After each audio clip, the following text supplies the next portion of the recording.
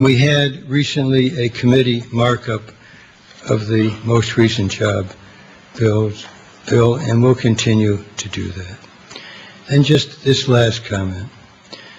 Much is being reported now about the political outlook for November, and as I look about, that's true of many of you.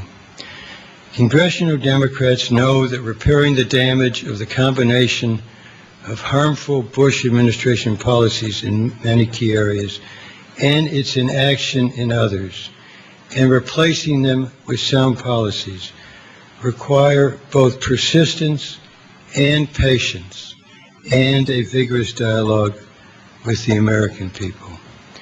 We know that responding to the dynamics of a perfect storm, in quotes, means resistance as a part of progress. We have confidence that the path forward we are charting builds on the finest American traditions and that we are going to succeed. Thank you very much.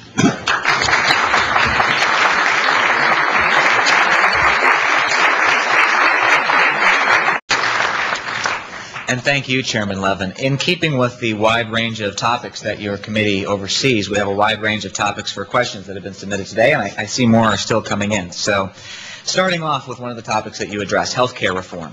It's being said that the health care reform package used all of the low-hanging fruit in terms of revenue raisers. Where can the committee look for new sources to pay for new investments? Okay, by the way, I welcome your questions, and I know it's the tradition here to have written questions, so I'm sorry you don't have to identify yourself who asked the question.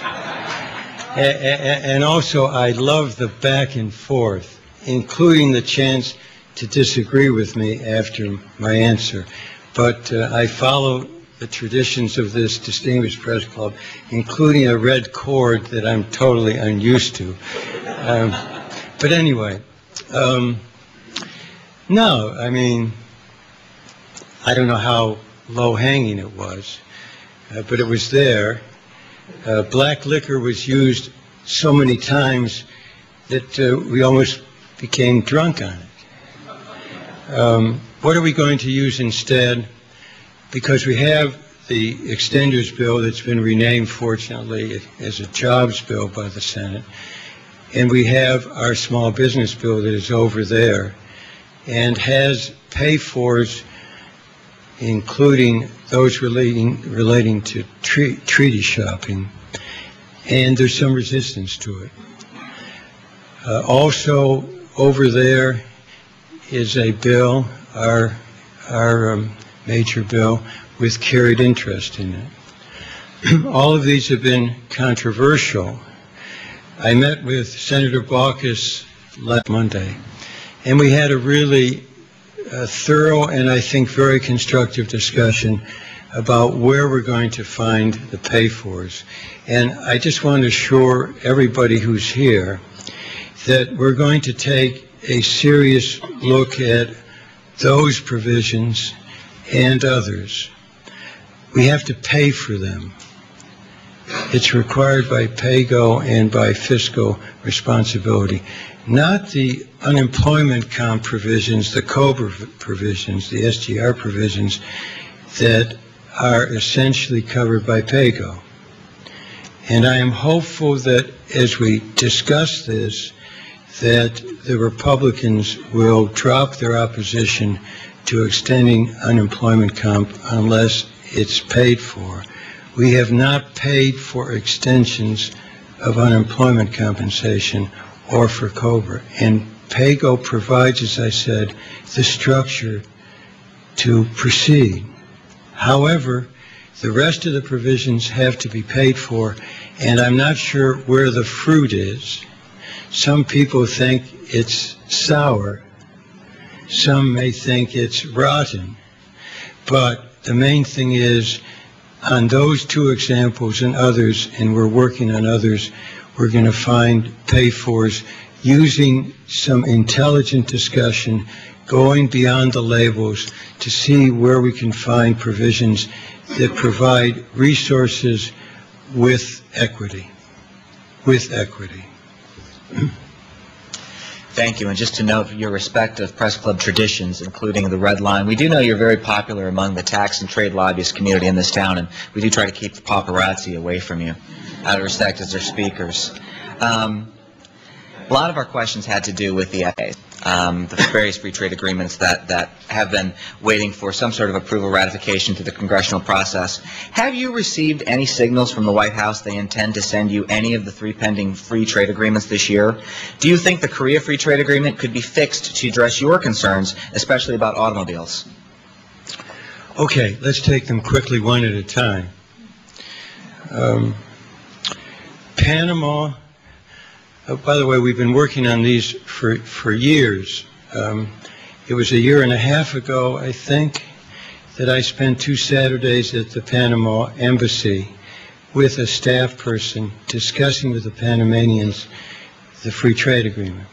In those days, the then administration did not want to negotiate labor and environmental provisions. And so essentially, the Democratic trade staff and I did the negotiating, or the discussing.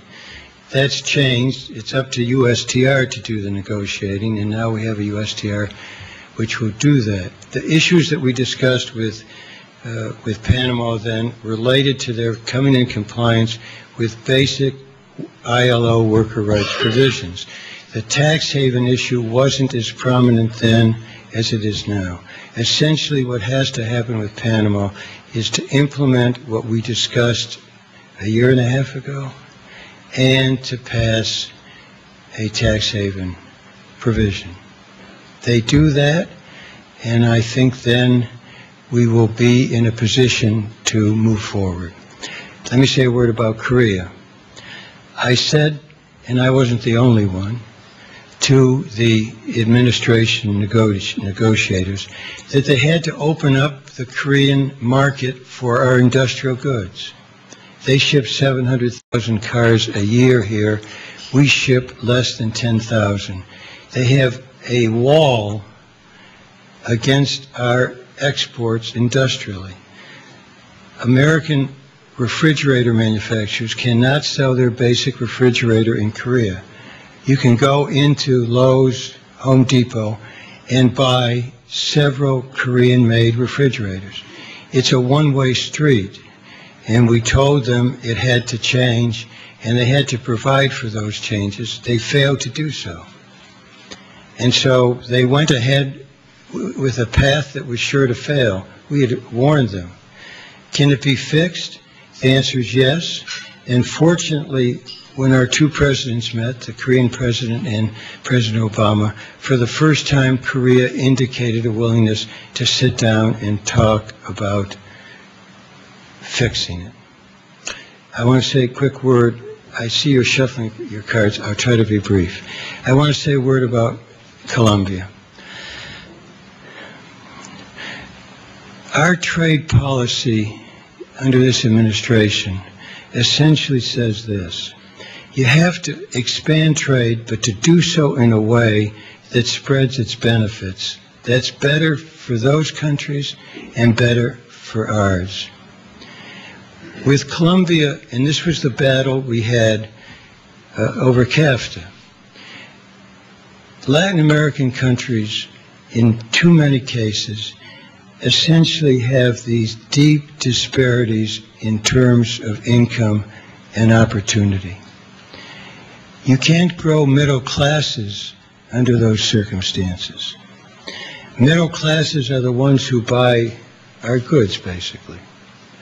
So there's a basic point in worker rights, It's not because anybody is standing up for any particular interest group in this country. We're standing up for our businesses and workers, and for the workers in other countries who need to be part of the mix in order to buy our goods. Today, there's an article, just as a coincidence, I clipped it. My brother and I you who are reporters, we clip you